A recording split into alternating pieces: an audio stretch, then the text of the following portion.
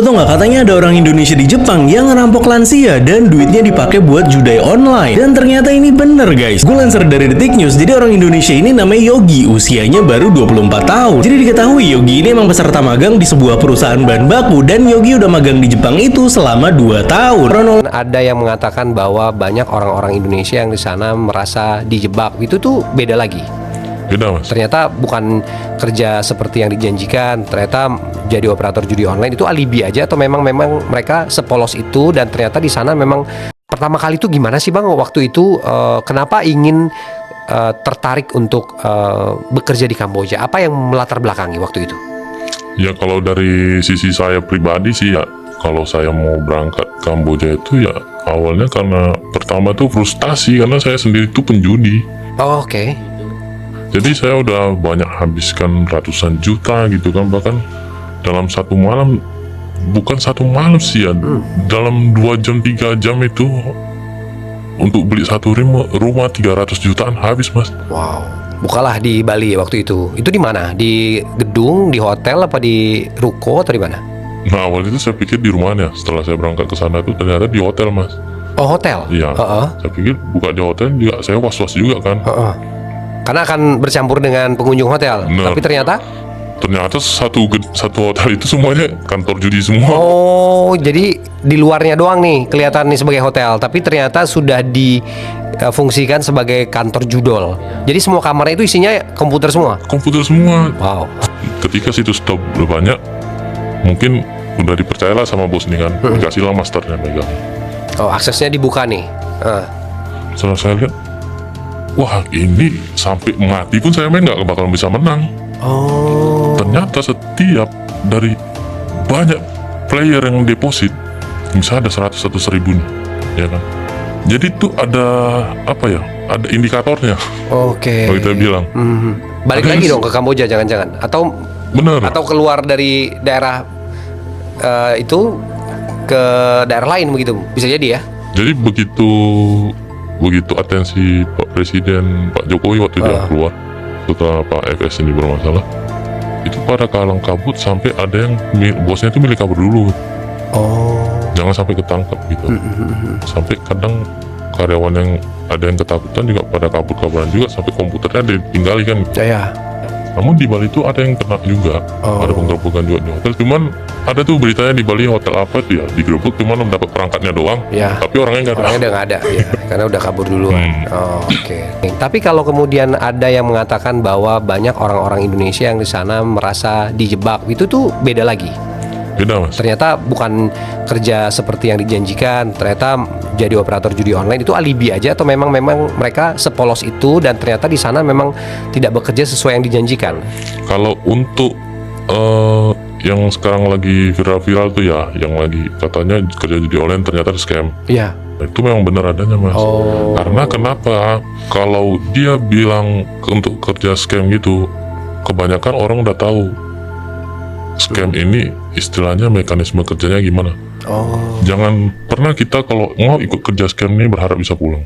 Oh gitu. Beda lagi nih sama judol. Kalau Lo tau nggak, katanya ada orang Indonesia di Jepang yang ngerampok lansia dan duitnya dipakai buat judai online. Dan ternyata ini bener guys. Gue lansir dari Detik News, jadi orang Indonesia ini namanya Yogi, usianya baru 24 tahun. Jadi diketahui Yogi ini emang peserta magang di sebuah perusahaan bahan baku, dan Yogi udah magang di Jepang itu selama 2 tahun. Kronologinya, pada tanggal 27 November kemarin, Yogi ini berusaha melakukan percobaan perampokan dan ke pasangan lansia yang tinggal nggak jauh di tempat Yogi tinggal. Jadi Yogi datang sendirian ke rumah korban jam 17.15 waktu setempat dan udah membawa pisau dapur. Sampai rumah korban, Yogi pencet interkom rumah dan keluarlah istri korban yang langsung diserang sama Yogi. Gak lama setelah itu, sang suami juga diserang sama Yogi di tempat yang sama. Cuma karena Yogi ini di Jepang, polisi di sana tuh gercep semua. Akhirnya Yogi langsung ditangkap pihak kepolisian Jepang, dan ketika diperiksa, Yogi mengaku cuma ingin merampok pasangan lansia tersebut, yang dimana uangnya mau Yogi pakai buat judai online. Akhirnya kejadian ini jadi rame banget diberitakan sama media-media di Jepang. Soalnya banyak rumor yang bilang Yakuza di Jepang aja nggak akan pernah nyerang orang tua. Ini si Yogi orang Indonesia berani nyerang lansia buat ngerampok dan duitnya mau dipakai buat judai online. Yogi orang Indonesia kerja di Jepang tapi kasih persembahan buat Kamboja. Segitu parahnya efek judai online. Gimana menurut kalian? Coba tulis di kolom. Assalamualaikum warahmatullahi wabarakatuh. Jumpa lagi para sahabat dan teman-teman dengan Mas Farhan.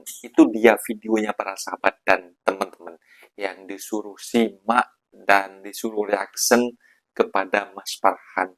Bahwasanya yang berlaku dekat negara kita sendiri yang selalu menghina Malaides dan juga yang menghina adanya judol atau judol di Malaysia itu dibebaskan, dan ternyata para sahabat dan teman-teman diam-diam di negara kita itu seolah-olah sok suci, padahal ya para sahabat dan teman-teman banyak warga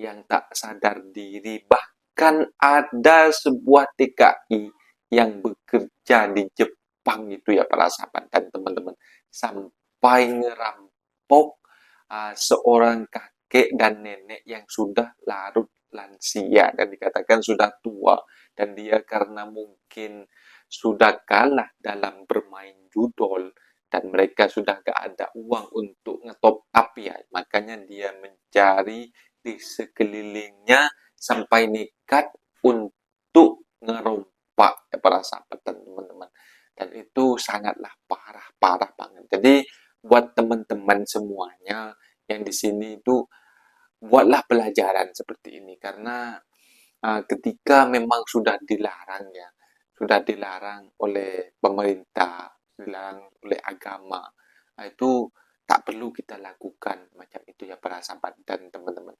Kalau semisal orang itu datang ke Malaysia, nengok di kasino itu judi online terbesar di Malaysia, itu perlu digarisbawahi.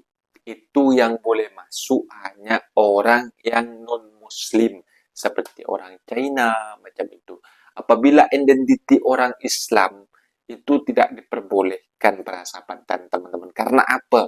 Karena dulu Mas Farhan ada sebuah teman yang Chef Mas Farhan lah, dari Vietnam. Chef Mas Farhan itu bekerja di kedai Vietnam dulu. Itu best friend Mas Farhan, kita sebelah kedai macam itu. Kita kalau cuti pun kita sering ngopi-ngopi, lepak-lepak di kedai mamak macam itu. Apabila dah hari Cina, dia cakap nak pergi Genting Highland, nak pergi nak main judol macam itu dekat Genting Highland. Dia kan orang Vietnam. Aku cakap, aku boleh ikut tak? Aku boleh ikut, aku nak ikut, nak pergi jalan-jalan juga. Sebab aku dah cuti. Awak tak boleh masuk macam itu. Awak ni orang Muslim macam itu. Oh, betul ke tak boleh masuk macam itu? Ya, dekat Malaysia ni orang yang Muslim, yang seperti orang Indonesia, seperti orang Malaysia, tidak diperbolehkan harus menyerahkan identiti seperti paspor ya kalau warga asingnya. Seperti identiti paspor diserahkan, katanya ditengok Islam atau non-Islamnya di sana, makanya tidak diperbolehkan masuk ke dalam para sahabat dan teman-teman.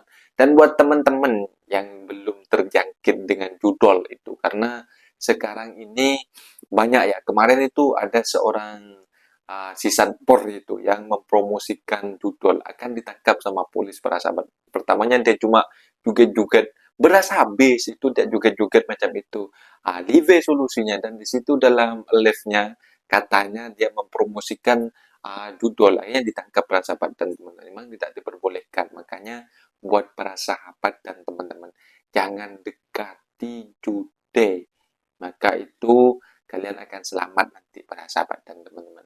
Kalau yang beranggapan yang tadi yang Mas Bang katakan, yang di Malaysia itu memang dilegalkan di Genting Highland, itu perlu digarisbawahi, itu hanya orang non-muslim yang boleh masuk ke sana, yang boleh bermain judi para sahabat dan teman-teman. Mungkin videonya sampai di sini para sahabat dan teman-teman. Apabila ada kata benda yang salah, Mas Farhan minta maaf sebesar-besarnya. Mohon dibenarkan di kolom komentar. Undur diri. Wassalamualaikum warahmatullahi wabarakatuh.